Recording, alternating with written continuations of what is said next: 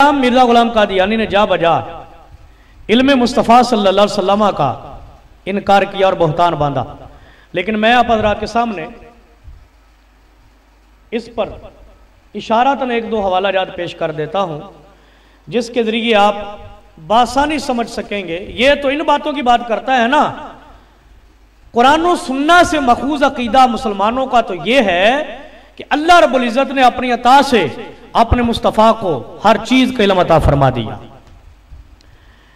سنیے، حدیث معراج کے اندر آیا، نبی اکرم صلی اللہ علیہ وسلم فرماتے ہیں وَدَعَ كَفَّهُ بَيْنَ كَتْفَيَّ حَتَّى وَجَدْتُ بَرْدَ أَنَامِلِهِ بَيْنَ الثَّدَيَّ فَتَجَلَّ لِي كُلُّ شَيْءٍ وَعَرَفْتُ او کما قال صلی اللہ علیہ وسلم۔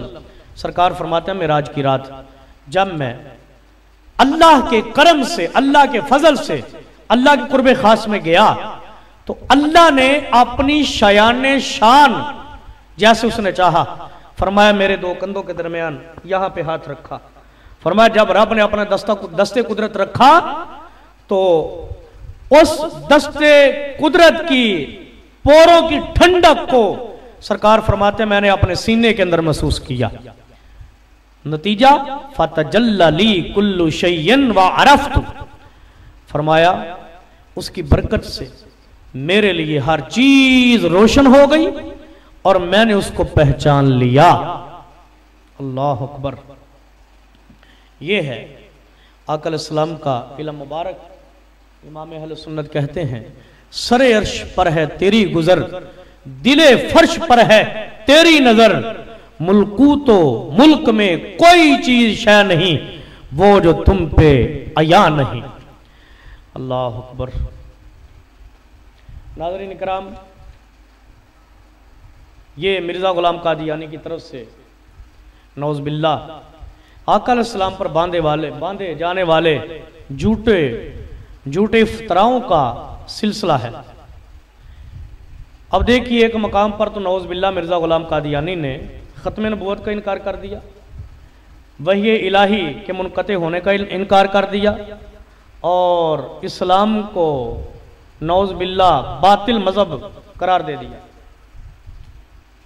یہ دیکھیے مرزا غلام قادیانی کہتا ہے یہ کس قدر لغو اور باطل عقیدہ ہے کہ ایسا خیال کیا جائے کہ بعد حضرت صلی اللہ علیہ وسلم کہ وحی الہی کا دروازہ ہمیشہ کے لیے بند ہو گیا ہے اور آئندہ کو قیامت تک اس کی کوئی امید نہیں۔ آگے جا کے 5-4 لائنوں کے بعد کہتا ہے میں خدا تعالیٰ کی قسم کھا کر کہتا ہوں کہ اس زمانہ میں مجھ سے زیادہ بیزار ایسے مذہب سے اور کوئی نہ ہوگا۔ ایسے مذہب کا نام شیطانی مذہب رکھتا ہوں۔ یہ الفاظ سنیے، کہتا ہے میں ایسے مذہب کا نام شیطانی مذہب رکھتا ہوں نہ کہ رحمانی، اور میں یقین رکھتا ہوں کہ ایسا مذہب جہنم کی طرف لے جاتا ہے اور اندھا رکھتا ہے اور اندھا ہی مارتا ہے اور اندھا ہی قبر میں لے جاتا ہے۔ یہ زمیمہ براہین احمدیہ حصہ پنجم، اس کا صفحہ نمبر 183 ہے، روحانی خزائن جلد 21 صفحہ 354۔ یہ دیکھیے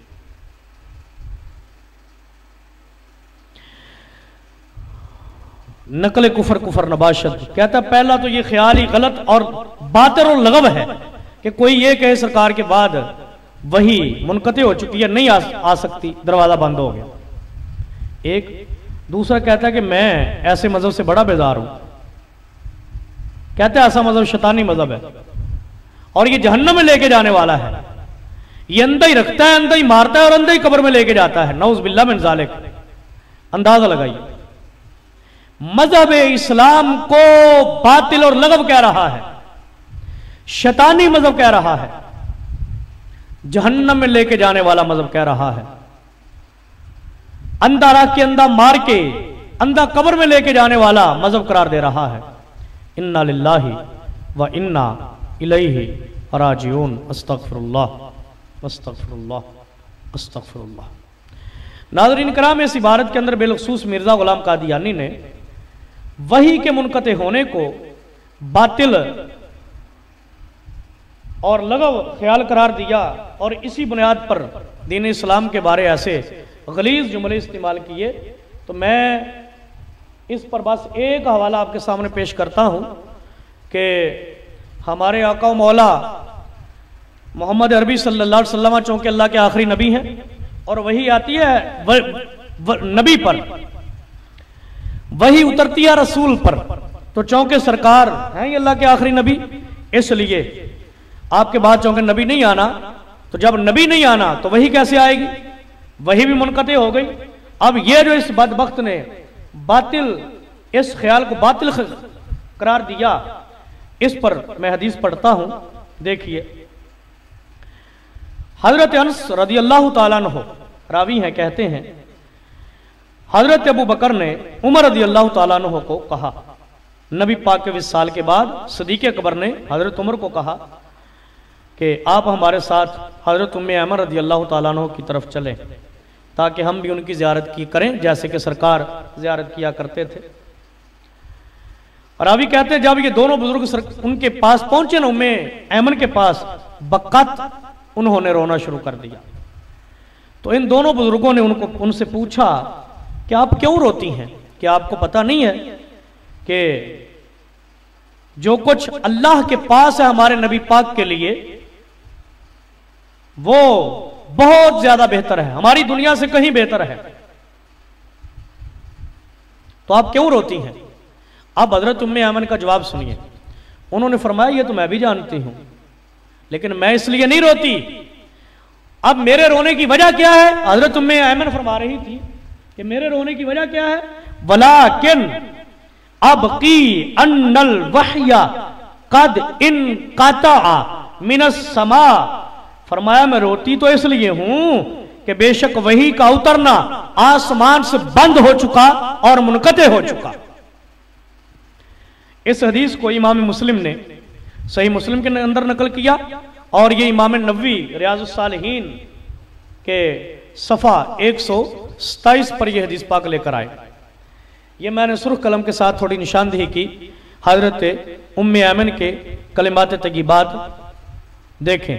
आप फरमा रही हैं मैं रोती इस वजह से नहीं कि नबी पाक का रुतबा क्या है, फरमाया वो तो अल्लाह ने बड़ा अजीम अता फरमाया, रोती तो इसलिए हूं वलाकिन नबकी अन्नल वहया कद इन काता मिनस समा। फरमाया मेरे रोने की वजह यह है कि बेशक वही का आसमानों से आना बंद हो चुका, इनकिता हो चुका। ये देखिए, बल्कि साथ में जब हजरत उम्मे ऐमन ने ये लफ्ज कहे ना, रावी कहते हैं फहय्यजतहुमा अलल बुकाई फजाला यबकियानी माहा। जब हजरत उम्मे ऐमन ने ये बात की, हदीस का आखिरी जुमला ये देखें, तो कहा कि रावी कहते हैं कि हजरत उम्मे ऐमन की इस बात ने इन दोनों बुजुर्गों को भी रुला दिया। फजाला यबकियानी, ये दोनों बुजुर्ग भी रोने लगे इस बात को सुनकर। नाज़रीन कराम, आप गौर फरमाएं, यह है अहले इस्लाम का अकीदा। अब यहां पे मैं बस एक बात आप हज़रात के सामने इस हवाला से कर दूं कि मिर्जा गुलाम कादियानी ये बकवास कर